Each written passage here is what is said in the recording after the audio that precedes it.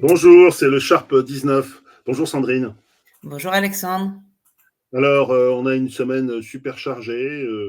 Moi, je vais beaucoup parler des lunettes connectées parce que ça pose beaucoup de questions. Est-ce que tes lunettes sont connectées là? Non, elles sont bio. Elles sont complètement connectées. En court-circuit court, elles permettent juste de voir un peu mieux. Voilà.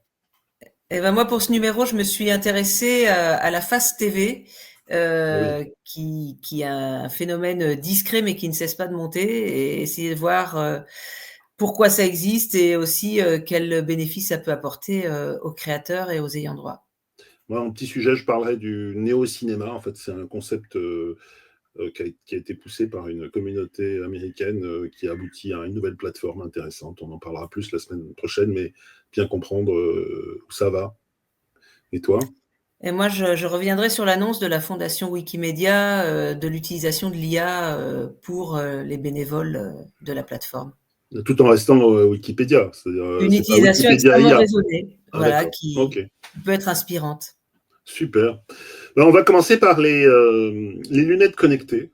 Je suis tombé sur un article de The Verge, un article de cette revue américaine qui est très en pointe sur ce qui se passe dans la tech, qui, mine de rien, annonçait que tous les personnes qui utilisaient les fameuses Ray-Ban Meta, donc c'est des Ray-Ban qu'on voit ici, mais il y en a plein de formes avec une petite caméra qui peut être connectée. Et je l'ai traduit pour être sûr, pour ne pas faire de contresens. Euh, Meta ajuste la politique de confidentialité de ses lunettes connectées Ray-Ban. L'IA embarquée avec caméra est toujours active par défaut. Ça veut dire qu'on ne peut plus l'empêcher. Dès qu'on prend ses lunettes et qu'on se balade avec dans la rue, l'IA est active.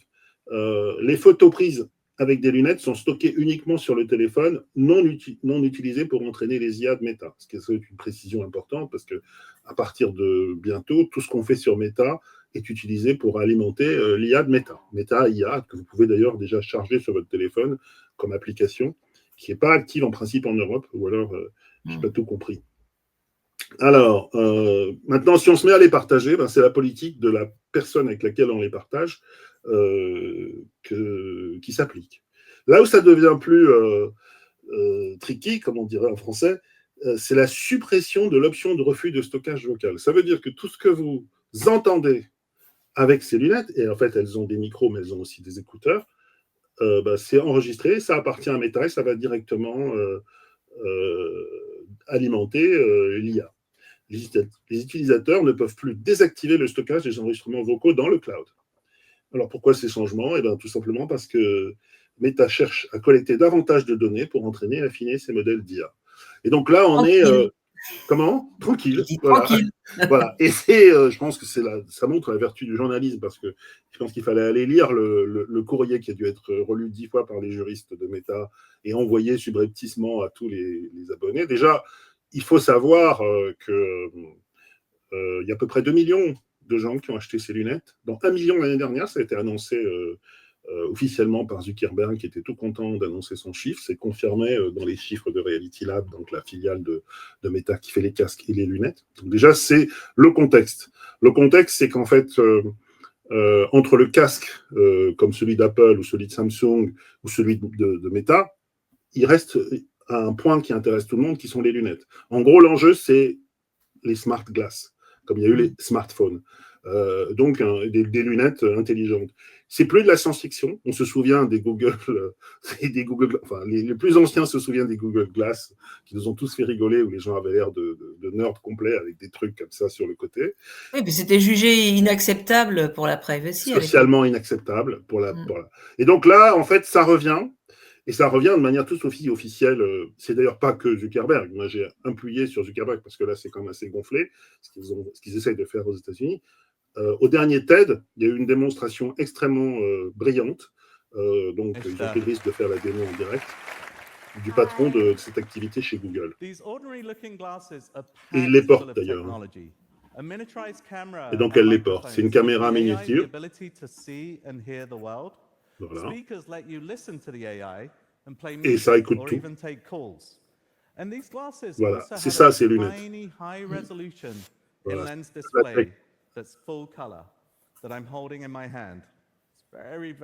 Donc il est impossible, d'identifier que son interlocuteur a des lunettes connectées. On peut pas. C'est des belles Ray-Ban. Là, c'est des XR Android. C'est des lunettes normales, quoi. Enfin, un petit peu plus large sur le côté parce qu'il y a beaucoup de questions de. Et donc tous les gens qui sont dans l'audience, on peut les reconnaître. Et là aussi, il lit tous ses textes. C'est un prompteur en fait. Ça, c'est génial.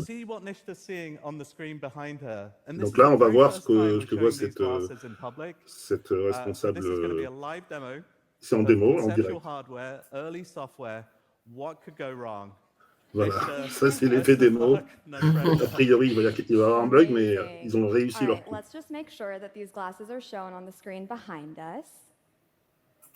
Voilà, hop. Ah, ça y est. Ils applaudissent. C'est quand même des geeks dans la salle. C'est à Vancouver, c'est TED. Et donc, on parle directement donc, on peut identifier les personnes dans la rue. Ah oui. Et puis là, surtout, tu le parles directement, puisque c'est de l'IA. Il répond.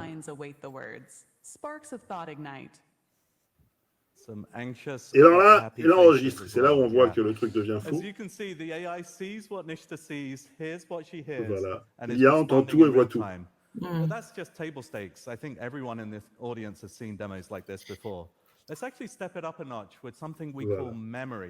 Mais finalement, c'est quoi le bénéfice de faire ça sur les lunettes par rapport au smartphone? D'abord, tu n'as plus besoin de smartphone et tout ce qui t'entoure est enregistré. Là, par exemple, elle n'a pas regardé qu'il y avait un bouquin.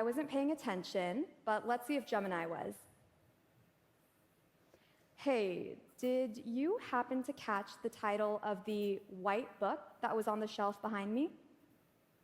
Tu te souviens du bouquin qu'on a vu dans la vitrine?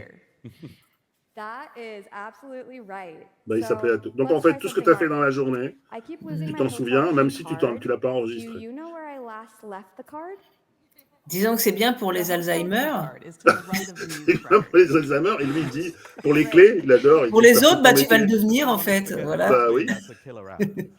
Et c'est ça qui l'aura pour lui. Non, mais c'est impressionnant, c'est vrai. Non, c'est impressionnant, mais c'est aussi, donc, toute la question, c'est tout est enregistré. While remembering your past context. Nishta, let's see some more.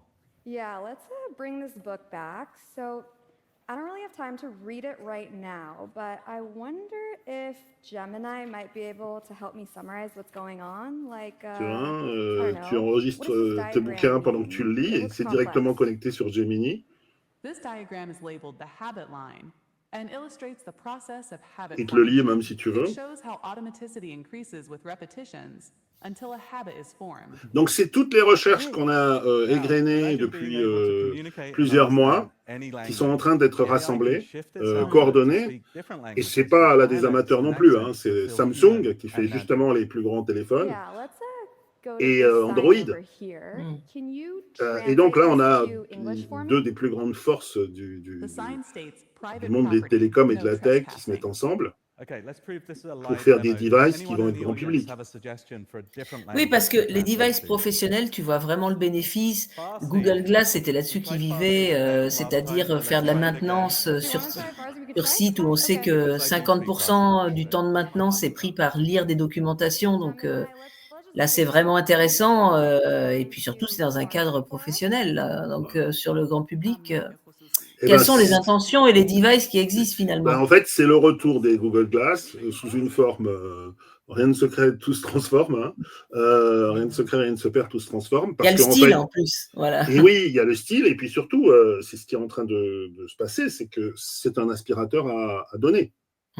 La vraie raison pour eux, c'est de nourrir leur intelligence artificielle, de nourrir leur LLM. Et donc, plus il y a de données de contextualisation, plus tu vas pouvoir personnaliser. Plus tu vas pouvoir personnaliser, plus tu vas les rendre efficaces et finalement omniprésentes. Et le téléphone, Alexa enregistrait tout ce qu'il y avait autour de toi, mais pas ton téléphone. En tout cas, pas officiellement. Là, on considérait que c'était carrément vous m'espionnez. Et donc, Zuckerberg, tranquille, raconte l'histoire maintenant, parce qu'en fait, tout ça, pour lui, c'est pour qu'on se rencontre plus. Il a fait un très très bon world is podcast going to get a avec lot more des grands podcasteurs. D'abord, il les porte. and weirder.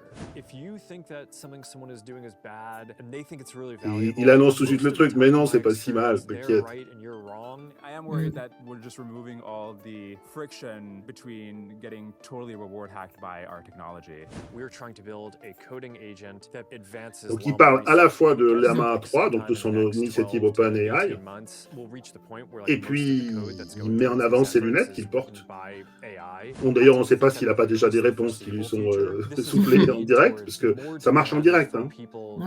Dans la démo de TED, il y a même des réponses qui sont amenées en farsi ou en hindi, parce que ça traduit aussi en direct. Il y a plein d'avantages. Et en fait, Zuckerberg, il est très cohérent, très intelligent et très cohérent.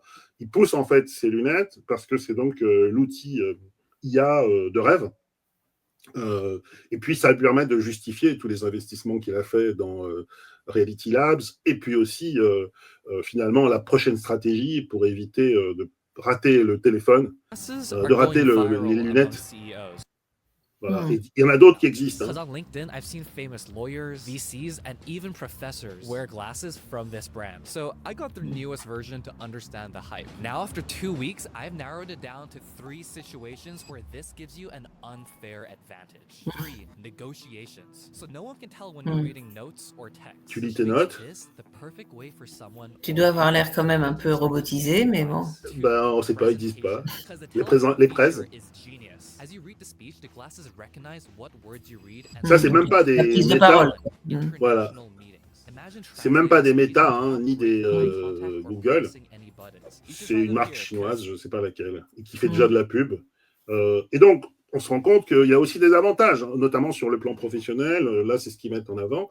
Et puis, il y a une grande question de vie privée. Et de surveillance, hein, le capitalisme de surveillance, là, on est en plein dedans. Mais il y a même un problème, excuse-moi, il y a même un problème business, parce que on te prenne tes données sans ton consentement pour nourrir une IA, il y en a des cas nombreux, la reconnaissance visuelle sur Google, Reddit sert de base de données pour des entraînements IA, on n'a jamais demandé aux gens s'ils étaient d'accord. La seule chose, c'est que ce sont des services gratuits, donc on sait que on a un service gratuit contre la data, alors que là, on a des lunettes qui sont payées à un prix. Alors, les premières, elles sont à $300, et apparemment, les nouvelles, qui seront améliorées, elles seront à $1000. Donc, c'est pas très fair, en fait. Habituellement, le deal, c'est gratuit, je prends tes datas, mais là, c'est carrément pas fair. D'accord, non, c'est pas très fair. Et en plus, éthiquement, il faut qu'on se rende compte de ce que ça veut dire. Il y a donc 2 petits étudiants d'Harvard qui se sont bien éclatés à en fait hacker les lunettes existantes et puis à les connecter avec des services. And Anfu Nguyen say they created this viral video Is your address to sound the alarm over artificial intelligence and privacy. We built glasses that let you identify anybody on the street. The two took a pair of so-called smart glasses, which have a built-in camera. Practically undetectable, it's activated with a button or voice command. The glasses can capture photos or videos, and with artificial intelligence developed by the students, learn a lot from a face. Scouring internet databases, the AI is often able to connect a face to a name, job, interest, even a home address. The information sent almost instantly straight to the user's phone. June Lee, right? Yeah. Oh, is this a warning? I think so, yeah. The tech, the students say, cost just $400 and was coded in a matter of days. 2 students, Harvard students, were able to do this in 4 days. Yeah. What does that say? All of the technology is already in place, and it's more just, a matter of effort into making it. Donc les 2 petits geeks qui s'éclatent dans leur bureau. Kane and Anfu say they never intended to make their mobile app public, so they let some of the code lapse, but they showed us its power using a laptop. Voilà. Oh, Aaron McLaughlin, journalism and media appearances. You're involved in writing, television personality on the Today Show and NBC News Daily. Bienvenue dans Gattaca. Bon, ils vont se faire engager assez vite. Voilà. Mais ensuite, rien ne dit que le public va accepter tout ça. Rien ne dit que... On va voir, parce que... Parce qu'après tout, les Google Glass n'ont pas marché. Oui, mais parce que c'était visible. T'avais l'air d'un... Il faudrait qu'on remontre une image d'une Google Glass. T'avais un gros truc blanc comme ça, tu le voyais de loin.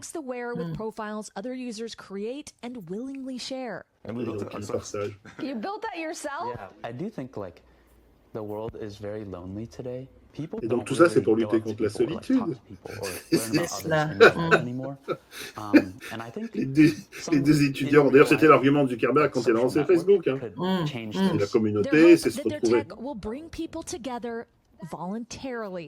Aaron McLaughlin, NBC News, Cambridge, Massachusetts. Voilà, donc ça c'est la version rose. Il y en a une... Enfin, rose, oui. Ouais. Rose, enfin disons... grand public, et puis il y en a une qui est un peu plus dure, celle notamment qui est appliquée immédiatement par Baidu en Chine. On est dans un autre régime. This isn't about glasses. It's about Beijing's play to control the invisible layer of global tech infrastructure. While the US invests in mega data centers like Stargate, c'est très profond, hein, c'est d'avoir finalement l'accès à toutes les données. C'est lié d'abord aux infrastructures. Ça, c'est la stratégie américaine contre la stratégie chinoise, et puis après, il y a la stratégie de Biden. Même, il y a 400 millions Surveillance d'utilisateurs. 2.0. Voilà. Always on cameras plus AI could enable real-time facial recognition. Le design est moins bien. Oui, elles sont encore un peu Richard. Payment histories and location data funneled to Chinese. Mais bon, quand tu connectes tous ces services. Ecosystem lock-in. Deep integration with Baidu Maps, Bakay and Alipay creates a parallel internet. Les systèmes de paiement, le système de navigation. Always-on AI wearables, China gains a foothold in global data streams. A soft power gambit masked as consumer tech. Tu rentres dans les flux de toutes les data. Grow, Western regulators face a dilemma. Ban spyware glasses. Soit tu les interdis. Protectionism claims, or allow foreign AI to become the de facto mais sinon, si tu for les autorises. Meta and Apple scramble to respond, but their smartphone. Non, mais le génie, c'est d'avoir trouvé un wearable qui est absolument nécessaire, puisque la part des gens sur Terre qui portent des lunettes par nécessité est déjà très importante. Et puis, qui est déjà un wearable accepté, quoi. Voilà, et puis c'est les data. Voilà. Si tu veux, bon, effectivement, tu as raison, la paire de lunettes par rapport au téléphone. Comment dire, les accessoires. C'est super pour la santé. Mais après.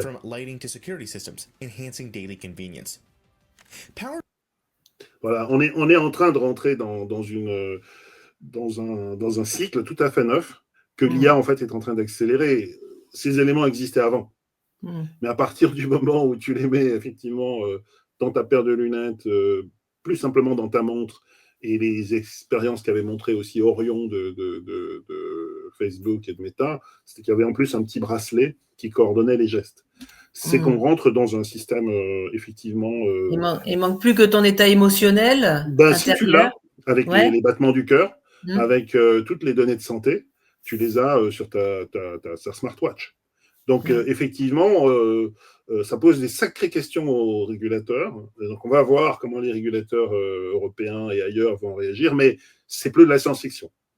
Aujourd'hui, en Europe, avec le Digital Service Act, ce n'est pas possible. Mais ailleurs, oui. Voilà. Et donc, c'est la question qu'on pose. On n'a pas la réponse, mais je crois qu'il faut être très attentif. Et puis, c'est aussi, c'est pas simplement qu'une question d'élégance, c'est aussi une conception des produits. C'est une question finalement de conception de la vie aussi. Est-ce qu'on accepte que tout puisse être filmé, que tout puisse être distribué, tout puisse être classé et utilisé dans des machines d'IA sur lesquelles on n'a aucun contrôle? Et en plus, là, les données, elles passent en Chine, mais elles sont aux États-Unis aujourd'hui. Hein. Nos données Meta, elles sont aux États-Unis aujourd'hui. Donc, on est vraiment là au pied du mur. Et je pense que ça va faire débat, que ça fera, espérons-le, réagir. Et qu'on aura aussi, je dirais, une réaction de citoyenneté. Même de consommateurs, parce que là, le droit de la consommation s'applique. Enfin. Et après, on peut imaginer aussi que les gens soient rémunérés pour ça. Ce que tu disais, soit on vous donne les lunettes gratuites, soit vous acceptez que finalement tout ça soit utilisé dans le grand tout et puis ça vous donnera des avantages. C'est ça le contrôle social chinois. Il y a des gens qui n'ont pas de couverture santé ou une mauvaise couverture santé de lunettes, et on leur dit vous venez collecter des données en fait. Parfait. Et les lunettes sont gratuites. Ouais. Donc voilà. Et il faut aussi reconnaître, parce que ça c'est quelque chose que c'est une technologie absolument époustouflante. Ce qu'il y a, pas dans les miennes, mais dans celles qu'on a vues, c'est de la miniaturisation, de la puissance. Et en fait, ils ont tous des problèmes d'ailleurs de chaleur et de consommation d'énergie. C'est-à-dire que ça tient 3 heures, et puis ça chauffe. Donc, mais quand on les voit, en fait, c'était tout ce qu'il y avait dans les caméras, dans les micros, qui est utilisé pour nous, selon Zuckerberg, parce que ça va nous permettre d'avoir plein d'amis, ou selon les gamins d'Harvard, mais contre nous aussi. Et puis il y a quelque chose, encore une fois, et c'est pour ça que je voulais quand même terminer sur quelque chose de positif, ce sont des outils exceptionnels. On peut voir cet extrait de cette gamine qui est sourde.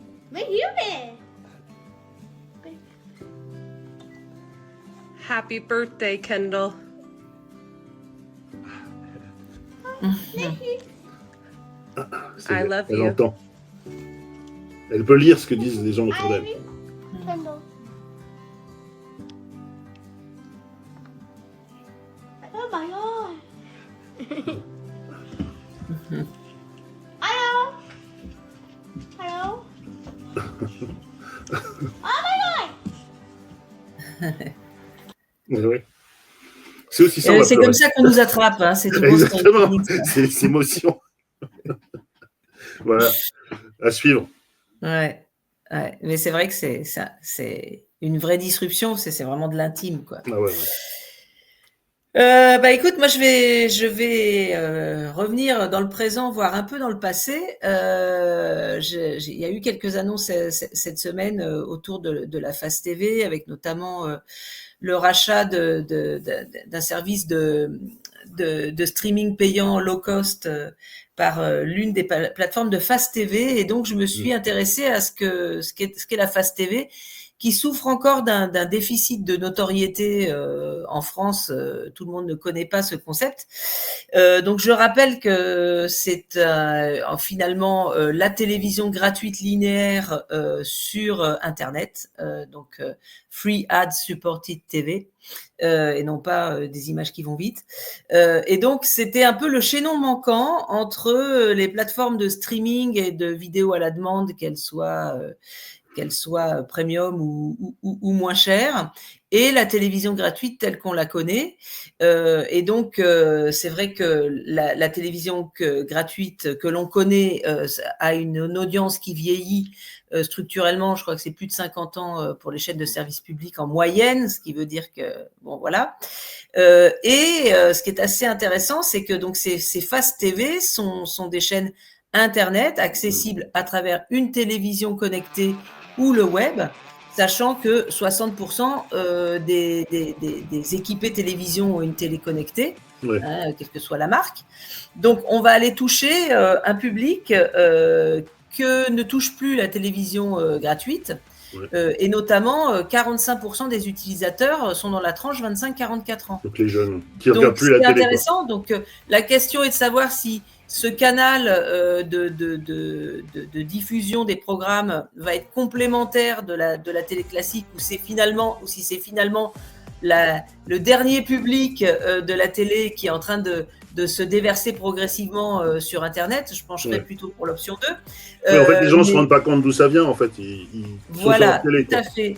Et et en plus, il faut noter que les gens qui utilisent la Fast TV sont aussi des gens qui ont en général un service premium de streaming. Donc, ce sont des utilisateurs de streaming. Donc, ça ne vient pas cannibaliser finalement le premium, mais ça vient comme un espèce d'élément. On peut se demander pourquoi la Fast TV a émergé. C'est en fait un élément de découvrabilité des programmes. C'est-à-dire que il y a beaucoup de pubs. En fait, tu commences par regarder quelque chose et tu vois la pub au début et après tu vois ton contenu. Alors, en fait, tu arrives sur un service de streaming. Tu peux avoir, par exemple, sur Pluto TV, une partie gratuite et puis une partie boutique. Donc, mais ce qui est important de rappeler, c'est que c'est une chaîne linéaire. Donc, il y a des programmes et on vient les prendre en cours ou les prendre… voilà.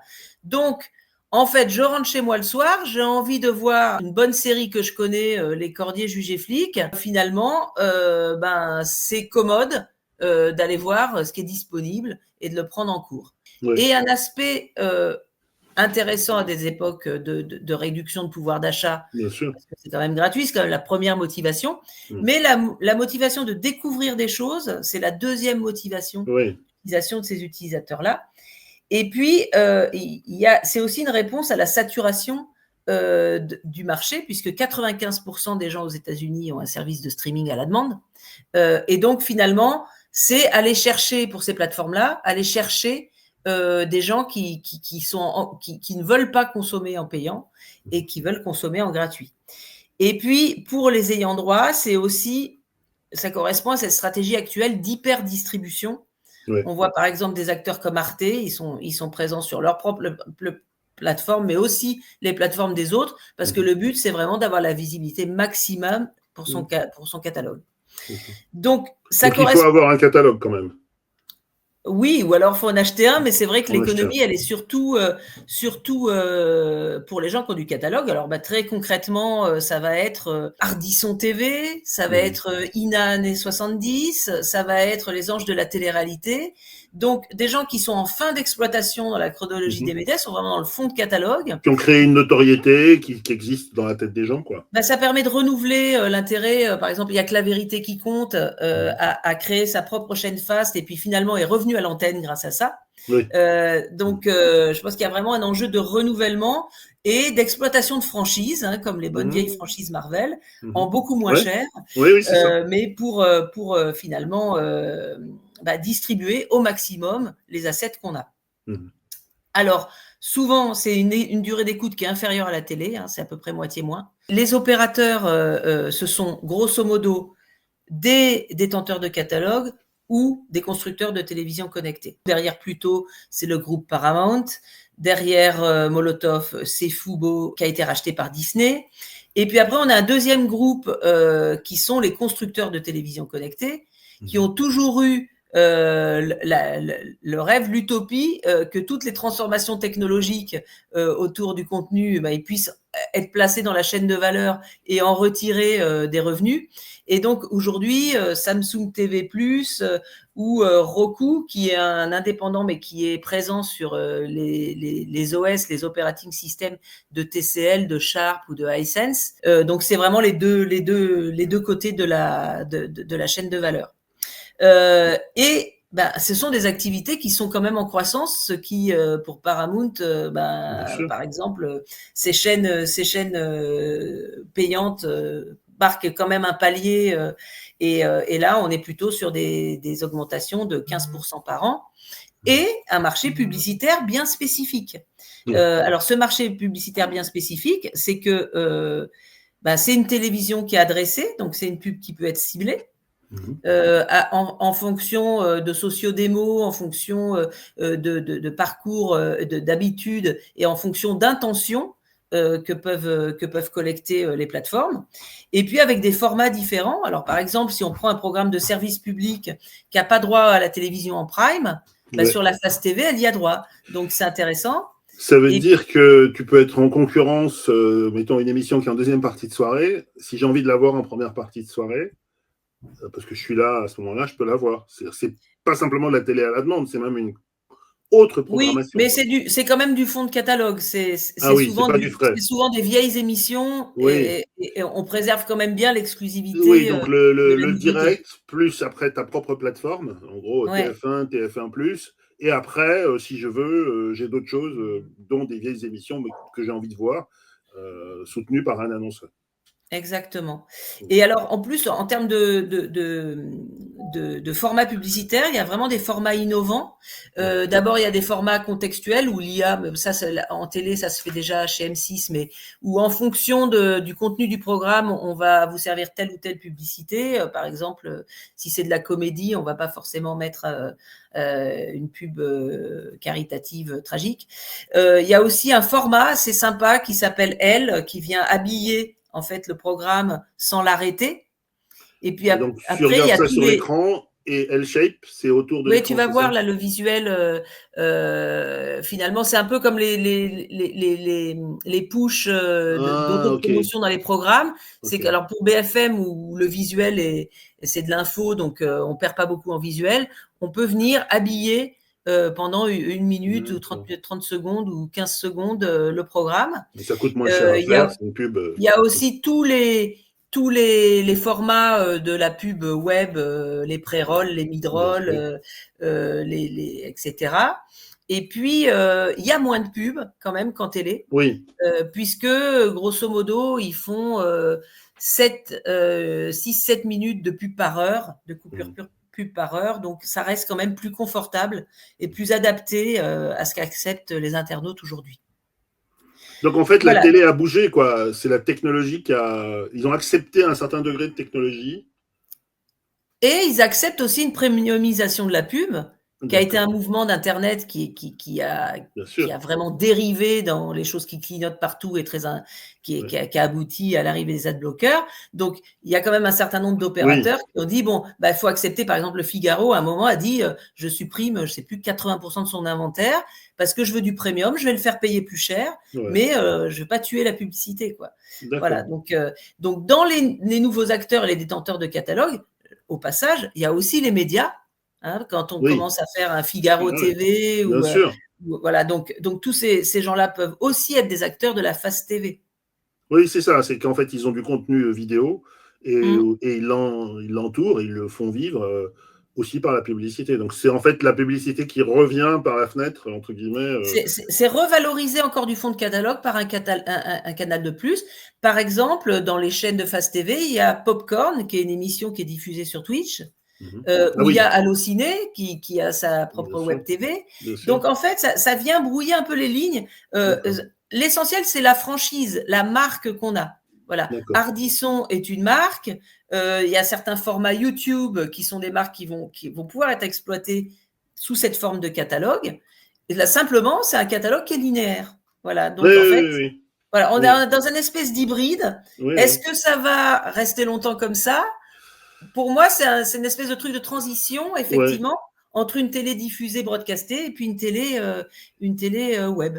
Et puis, c'est pour des publics plus jeunes, ce que tu as dit au début. C'est pour des gens qui sont... parce que là, on sait que la télé vieillit, les moyennes d'âge de ceux qui regardent la télé traditionnelle sont de plus en plus élevées.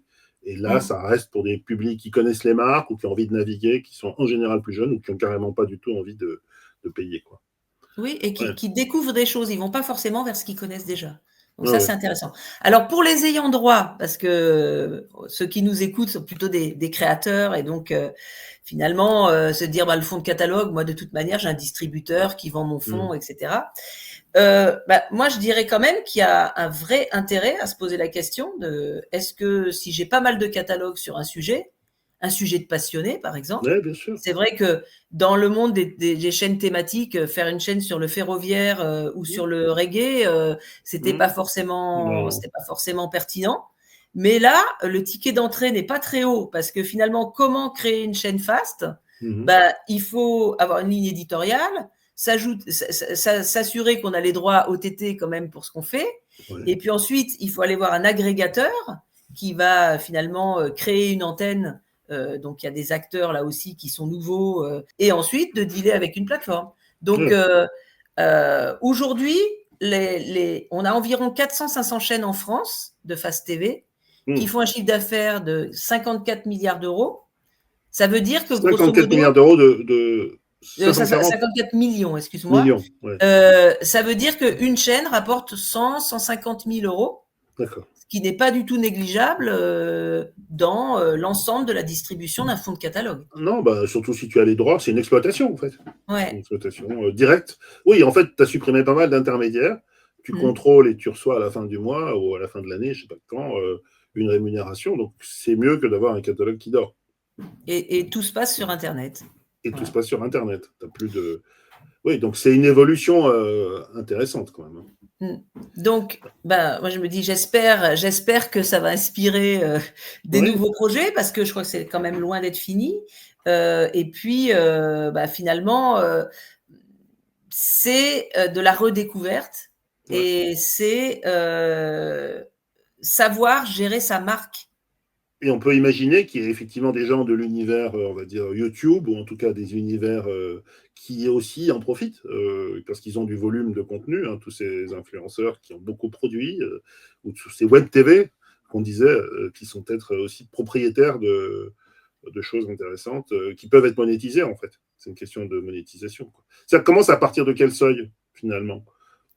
Un ticket d'entrée, le ticket d'entrée minimal a affiné vraiment, mais je pense que c'est autour de moins de 200 000 euros à 500 000 euros. Grosso modo, ça fait une grosse fourchette, hein, j'en conviens, mais ça veut dire que si ça vous rapporte 150 000 euros, le retour sur investissement est quand même assez rapide. Ouais. Bon, évidemment, il faut des gens pour faire tourner ça, hein, mais ça doit être quand même très automatisé. C'est pas d'une complication énorme. Il faut un habillage, il faut une programmation, il faut regarder ses analytics pour voir quels sont les créneaux qui marchent le mieux, et voilà. Mais j'ai envie de dire, on peut presque le faire tout seul quand on connaît bien son truc. Hein. Et après, il y a une pub qui est du programmatique ou des annonceurs qui aiment ça et qui viennent là pour pas cher ou en tout cas à des prix tout à fait abordables.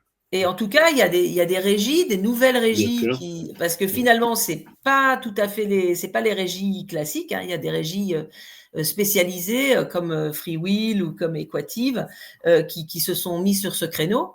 Et puis, il y a encore plein de formats intelligents à imaginer, et notamment du branding de chaînes de Fast TV. Oui, c'était des créneaux de télévision, en fait, hein, des créneaux de programmation qui deviennent en tant que tels des réseaux et même des programmations linéaires, quoi. C'est carrément jusqu'au bout l'intégration finalement du contenu, et puis c'est toi qui choisis. Et chez le producteur, ça renforce l'aspect marketing, vraiment du branding. Si on voit par exemple l'expérience de Jamie Gourmaud qui était donc sur C'est pas sorcier, et qui finalement a créé sa propre marque avec Épicurieux, enfin avec l'aide de Webedia quand même, mais il est une marque pérenne finalement, il peut aller sur n'importe quel, alors qu'il n'était pas propriétaire de la marque, il peut porter sa marque, et d'ailleurs il a une chaîne de Fast TV. Oui, Ardisson, il a toujours été très très protecteur de ses marques, puisque c'est un ancien publicitaire, et effectivement, il a un patrimoine en fait qu'il peut continuer à exploiter, et il continue à exister alors qu'il n'est plus à l'antenne. Il existe sur sa marque. Écoute, merci. Là aussi, on voit que ça bouge à la fois très vite, et puis on n'a plus le temps finalement de tout suivre. C'est aussi la réflexion que je me suis fait en regardant l'annonce il y a quelques mois maintenant, il y a 9 mois, il a commencé à avoir ce petit film sur le néo-cinéma. Je trouvais que l'idée était intelligente parce que c'était de récupérer le cinéma, et puis tous les écrans, on peut regarder. Voilà, évidemment, on a le choix, toujours. La pilule rouge, ça nous rappelle Matrix. Et puis laquelle on va choisir. Et ben voilà le monde dans lequel on est. On a pris la pilule rouge, mais on est dans un monde en fait d'écran. Évidemment, ça a commencé par les écrans de cinéma, mais les écrans de cinéma aujourd'hui, finalement, ils sont partout, sur nos téléphones, partout. Les jeux vidéo, tout un univers qu'on n'appelle pas cinéma, mais qui fonctionne sur la vision. Et c'est le concept derrière, c'est un film qui datait qui a 8 ou 9 mois, qui a été fait par un artiste. En fait, il y a toute une autre création alternative qui est en train de sortir. Et derrière, il y a donc un groupe d'investisseurs et de professionnels américains c'est indépendant. Je crois qu'ils ont investi à plusieurs, 1 ou 2 millions de dollars. Évidemment, on reconnaît nos casques, nos écrans et tous les outils qui font nos vies. Et puis, au fond, c'est de dire, il n'y a pas qu'à Times Square qu'il y a plein d'écrans partout. Il y en a partout. Donc, et si on captait tout ça et qu'on les mettait dans une plateforme qui soit au service de cette logique, et donc cette plateforme, ça a été Escape AI, qui est derrière cette idée du néo-cinéma. Ça, c'était un teaser d'il y a 9 mois. Et donc, on va avoir le plaisir la semaine prochaine d'avoir le fondateur de cette boîte qui s'appelle John Gaeta.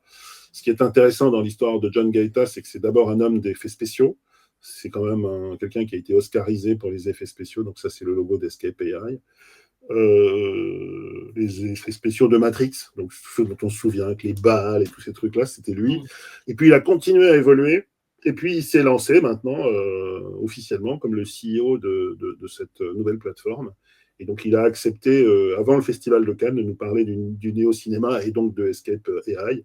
Donc c'est intéressant, on va voir ce qu'ils vont nous raconter. Et puis, je trouve que même symboliquement, le fait de voir un très grand des effets spéciaux qui embrasse, je dirais, la tech, qui a l'habitude de la tech, et puis qui se dit, bah, tiens, moi aussi, je vais faire mon média, finalement. Et un peu comme ce que tu viens de dire sur les Fast TV, c'est-à-dire, il utilise tout le scope du film IA, en passant par le jeu vidéo. Il y a même une apparition où il y a tous les outils qu'on peut utiliser, on regardera le site ensemble, mais tous les outils qu'on peut utiliser quand on fait partie de cet univers-là. Et puis à la fin, il y a un feed social. On peut tous se retrouver quand on est dans cette logique de création. Il y a des entrées par créateur, il y a des entrées par genre. Et puis pour le coup, ils ont fait une super bonne curation de petits films qu'on prend plaisir à regarder. Pas pour la tech, mais pour leur qualité, j'allais dire cinéma. C'est des histoires... Alors, c'est très inégal, enfin, on a des goûts différents plutôt, mais ils ont fait un vrai boulot et c'est vraiment intéressant et je trouve que c'est une belle piste de ce qui est en train. Donc, on va discuter avec lui juste avant Cannes et puis on va voir si il continue à aimer le cinéma, mais je crois qu'il adore le cinéma. Voilà. Ça fait envie en tout cas. Bah, tant mieux. Donc, c'est la semaine prochaine dans Sharp. Waouh. Merci. Moi, je voudrais juste pour terminer rapidement parler de là aussi un cap qui est passé à mon avis, qui est l'annonce faite cette semaine par Wikimedia, la fondation qui porte Wikipédia, d'utiliser l'IA dans son fonctionnement. Alors, c'est assez intéressant l'approche parce que, bien évidemment, l'idée n'est absolument pas de faire rédiger des articles par l'IA, mais bien au contraire de mettre tous les bénévoles qui travaillent sur cette plateforme et qui sauvent, à mon sens, l'idéal d'Internet des débuts. Et heureusement que Wikipédia nous permet de ne pas désespérer de ce qui se passe de temps en temps. Et donc, Wikipédia qui est extrêmement attaqué par l'alt-right américaine, par Elon Musk notamment, précisément parce qu'ils ne fonctionnent pas sur leurs principes et qui disent bah non, la vérité, ça existe, il n'y a pas que l'affirmation. Donc, c'est effectivement des gens qui passent leur temps à demander de l'aide et qui sont soutenus en fait par tous ceux qui font des donations à Wikipédia. Donc, c'est impressionnant qu'ils aillent vers l'IA en plus. Sachant qu'ils ont deux types de bénévoles, ils ont des contributeurs et puis ils ont des modérateurs. Alors, parfois, ils sont un peu les deux, mais en tout cas, il y a un gros travail pour aussi autonomiser et fidéliser ces bénévoles qui permettent de faire marcher cette fondation. Donc, ce qu'ils ont utilisé ce qu'ils ont décidé d'utiliser grosso modo comme cas d'usage, c'est un soutien à la modération, donc de la détection de contenus potentiellement inexacts ou de nature de fake news, donc qui est quand même quelque chose de répétitif et de fastidieux. Le deuxième cas d'usage, c'est la traduction, ce qui est vraiment important parce que Wikipédia existe dans 334 langues et la richesse et la profondeur selon les langues est très très variable. Donc là, ça va pouvoir permettre de rendre disponible dans des langues rares des articles qui étaient manquants sur des sujets importants. Et puis, une dimension aussi d'onboarding des nouveaux contributeurs pour vraiment être dans une forme de mentorat guidé pour leur permettre finalement de bien prendre en main la méthodologie. Voilà. Mais ils ne changent pas leur nature, en fait. C'est un outil pour aller plus vite ou pour vérifier des choses, quoi. Voilà, et ça s'appuie toujours autant sur les bénévoles. Et en gros, tous les ans, ils vont remettre à jour cette politique jusqu'en 2028. Ils vont vraiment l'examiner de près. Et puis, finalement, c'est vraiment nécessaire pour que les gens continuent à s'investir dans cette plateforme. Et puis, de toute manière, d'autres gens bossaient sur les contenus Wikipédia en utilisant l'IA. Il y a 1 ou 2 ans, il y avait un projet de recherche qui s'appelait SIDE, qui a étudié et analysé avec l'IA la qualité des références qui sont citées en fin d'article sur les articles Wikipédia et qui avait mis en place justement une possibilité d'améliorer en repérant les liens cassés, en trouvant des liens éventuellement plus crédibles ou plus actualisés sur les apports, parce que parfois un gros article a été écrit en 2011 et puis finalement il n'a pas été mis à jour. Donc il y avait déjà des gens qui travaillaient sur la qualité Wikipédia.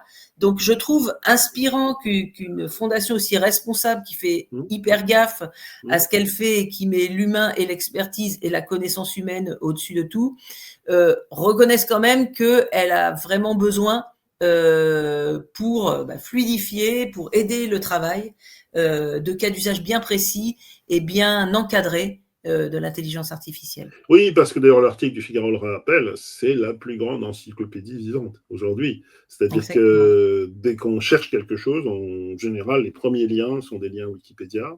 Et puis c'est donc un outil complètement démocratique parce qu'il est gratuit, en fait. Donc c'est presque le dernier exemple de l'Internet d'origine, en fait. Voilà. Et je trouve que l'enrichissement des langues rares, c'est quand même un vrai plus. Pour la préservation aussi de ces langues. Et l'actualisation aussi, quand tu peux actualiser finalement ces articles qui datent de 2011, qui n'ont pas été... Alors, il n'y a pas de création d'articles automatique. C'est pas, Wikipédia ne devient pas éditeur, enfin, où il n'y a pas des gens, comme ça se passe aujourd'hui malheureusement, c'est Spotify, qui créent des fausses chaînes Wikipédia à partir du contenu. On reste quand même dans un cadre qui est, comment dire, estampillé Wikipédia. Oui, tout à fait. Et ça, après, on voit qu'il existe maintenant des outils de détection de tendances ou de ton ou d'ironie, comme Particles, on en avait parlé lors d'une édition précédente. Donc, peut-être aussi qu'ils vont aussi, dans une étape suivante, et si c'est satisfaisant, utiliser ce type d'outils, parce que détecter que c'est faux, c'est une chose, détecter le ton, c'est autre chose. Donc, je pense qu'ils peuvent aussi approfondir là-dedans. Et en tout cas, comme outil de vigilance, c'est vrai que ça sera plus efficace. Ils ont annoncé ça, et avec des garde-fous, des guardrails, comme ils disent les anglo-saxons, c'est-à-dire de contrôle. Ils travaillent sur quelle IA, on sait. Ils n'ont pas précisé. Ils n'ont pas précisé. Non. Bon.